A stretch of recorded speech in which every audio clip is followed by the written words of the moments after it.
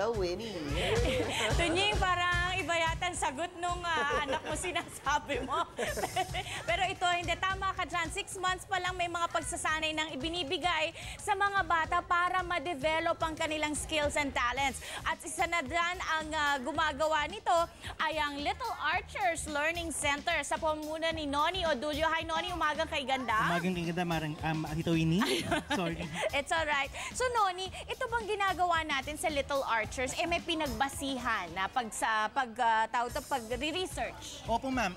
This is based on a study conducted in the United States and also in other Western countries, which say that it's best to have children start with a literacy-based curriculum which ties everything together. Ties everything together. So, ibig sabihin may connection sa iisang konsepto. Yes, ma'am. Ayan. At sa konsepto po ng Little Archers, nagsisimula lahat sa storytelling. Yes, ma'am. It all starts with the story po. Bakit may storytelling? Kasi po, ma'am, sa mga bata po kasi, that's among the best ways to have them engaged in anything.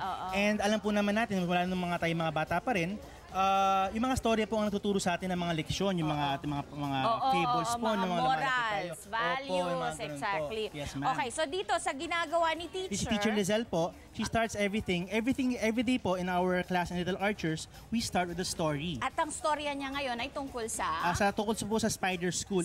Yun po title ng story. It's about a child who starts to go to school. First time niya mag-school, tapos takot na takot siya. Pero ang learning natin, ang base natin dito ay ang letter S. Letter S po. Okay. So pupunta tayo dito sa sa istasyon na ito, si teacher. This is Teacher Jamie. And Teacher Jamie is teaching them about science po. Using food preparation. So dito po, nakikita nyo, she's making Oreo cookies. She's mashing them up and then putting also mga gummy worms. Para magmukhang lupa. Opo, para magmukhang lupa. Worms, in the soil. Actually, di po, snake po, hindi po worms. Snake ba?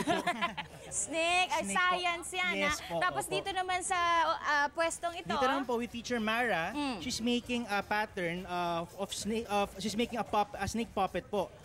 Okay. And this is actually teaching kids about math. Because, mathematics. Opo, kasi po ang simula ng mathematics sa mga bata ay yung pagsimula po sa mga patterns po. Shapes. Opo, yun po yung fundamental figures natin. Kasi for example po, ang one-sided shape po is a circle. Ang 3 sides po is a triangle. May ganon. Mathematics yun. At tinuturo na kaagad yung fundamental po natin. Okay, dito naman sa area na ito. Well, this is actually a separate program for us. This is our fashion and theater workshop, and it's an enrichment program that we're offering at the Little Archers Learning Center. Creativity naman ito, the arts. So ito po, gumagawa po sila ng sarili nila mga fashion designs po ng mga damit. Hello. Okay, nice. Pagkatapos dito naman sa table na ito, this naman with Teacher Tin, it's an arts and crafts activity. They're making snakes in the sand. So kung papansinin niyo po, it's also a tactile activity because the surface is sandpaper. And then the students are the ones making their own snakes. Tapos they have to... May iba-ibang design. Cute. Pagkatapos ito naman. And here, this is the phonics section with Teacher Abby.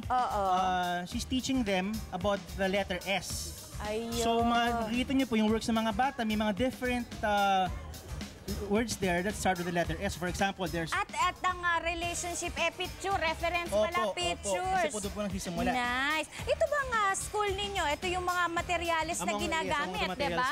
Ito ba ay kasama sa babayaran ng mga magulang? Opo, all in na po lahat yan. Kasama na po sa ilang taon pwedeng mag-enroll? Nagsisimula po kami at 1.5 po. 1.5? Opo, pwede na. So nakakahabol na siya sa teaching? Sa learning? Kasi po we're a small progressive school. So we're able to individualize and make the learning more unique for the children. Bakit? Ilang estudyante lang sa isang class? Ang maximum po namin is 12 students. Tapos so talagang focus. Sa 12 po, dalawa na pong teacher doon. So 1:6 po ang aming po. Nice. Okay, mamaya ho, abangan po ninyo iba pa mga activities na ipinamamahagi ng Little Archers Learning Center para ho maging aktibo, malusog at maganda ang pangangatawan at pag-iisip ng ating mga anak habang lumalaki. Maraming salamat sa iyo, Noni. Samantala, alam niyo ba, nung panahon ko walang ganito, pero buti na lamang swerte rin ako sa magulang at lumaki rin ako ng tama. Swerte ba tayo ngayong araw na ito? Alamin natin mula sa Zodiac by Zen.